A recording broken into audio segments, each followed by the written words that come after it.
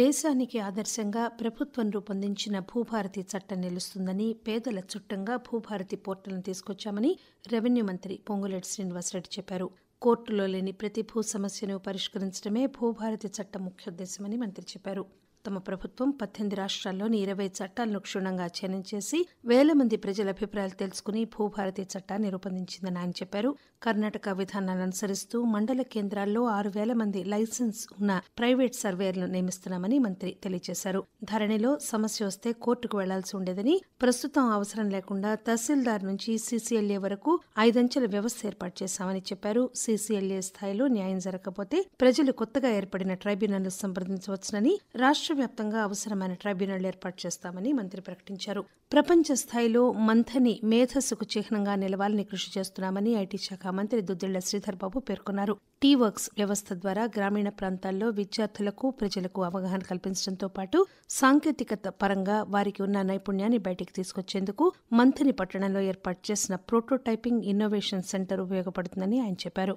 జిల్లా పరిధిలో ఉన్నత పాఠశాలలో చదువుతున్న విద్యార్థులు ప్రోటోటైపింగ్ ఇన్నోవేషన్ సెంటర్ను పరిశీలించేలా చూడాలని మంత్రి కలెక్టర్కు సూచించారు. పాఠశాల విద్యార్థులతో పాటు ఐటీఐ, పాలిటెక్నిక్ కళాశాల విద్యార్థులకు కూడా ఇది ఉపయోగపడుతుందని చెప్పారు. ప్రతి ఒక్కరూ పోషక విలువలున్న ఆహారం తీసుకుని ఆరోగ్యాన్ని కాపాడుకోవాలని, హానికరమైన పొగాకు ఉత్పత్తులకు దూరంగా ఉండాలని జిల్లా అడిషనల్ జడ్జి శ్రీనివాసరావు అన్నారు.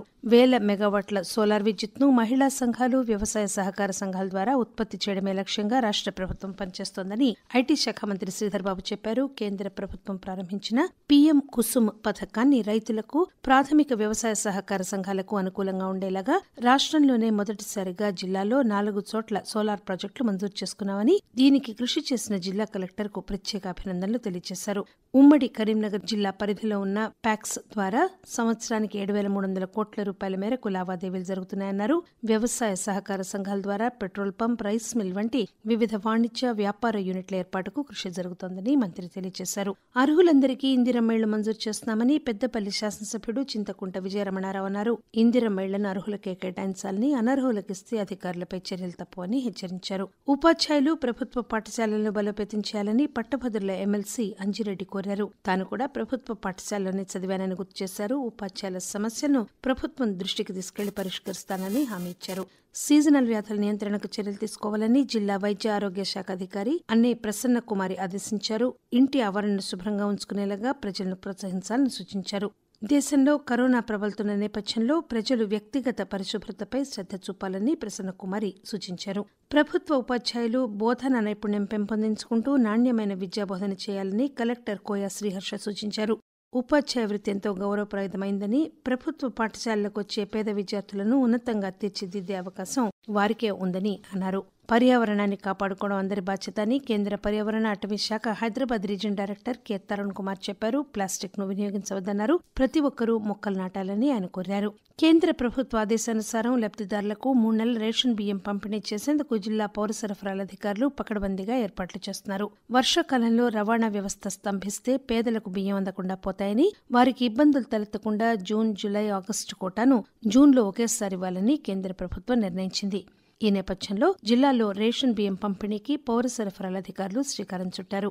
పంటలకు అవసరమైన విత్తనాల కోసం వచ్చే రైతులకు నకిలీ, కల్తీ విత్తనాలను విక్రయించే వ్యాపారులపై కఠిన చర్యలు తీసుకుంటామని రాష్ట్ర విత్తనాభివృద్ధి సంస్థ చైర్మన్ అవినాష్ రెడ్డి హెచ్చరించారు. రైతులకు నాణ్యమైన విత్తనాలు అందించేందుకు సంస్థ కృషి చేస్తోందని, ఇందుకు డీలర్లు సహకరించాలని ఆయన కోరారు. జిల్లాలో కనీసం 10,000 క్వింటాళ్ల ప్రభుత్వ రంగ విత్తనాలు విక్రయించాలని అవినాష్ రెడ్డి సూచించారు. తెలంగాణను దేశంలో అగ్రస్థానంలో నిలిపేలాగా తెలంగాణ రైజింగ్ 2047 పాలసీ రూపకల్పన చేసి ప్రజాప్రభుత్వం అమలు చేస్తోందని రాష్ట్ర మహిళా కమిషన్ చైర్పర్సన్ నేరెళ్ల శారద అన్నారు. పెద్దపల్లి కలెక్టర్ కార్యాలయంలో నిర్వహించిన రాష్ట్ర అవతరణ దినోత్సవ వేడుకల్లో మహిళా కమిషన్ చైర్పర్సన్ ముఖ్య అతిథిగా పాల్గొన్నారు. ఆడబిడ్డలు ఆనందంగా ఉన్న ఇంట మహాలక్ష్మి తాండవిస్తుందని పేర్కొన్నారు. తెలంగాణ ప్రభుత్వం మహాలక్ష్మి పథకం కింద మహిళలకు, ట్రాన్స్జెండర్లకు ఆర్టీసీ బస్సుల్లో ఉచిత ప్రయాణం పథకాన్ని ప్రవేశపెట్టిందని, దీని ద్వారా పెద్దపల్లి జిల్లాలో ఇప్పటి వరకు మహిళలకు 139 కోట్ల 40 లక్షల రూపాయల మేరకు ఆదాయాన్ని ఆమె తెలియజేశారు.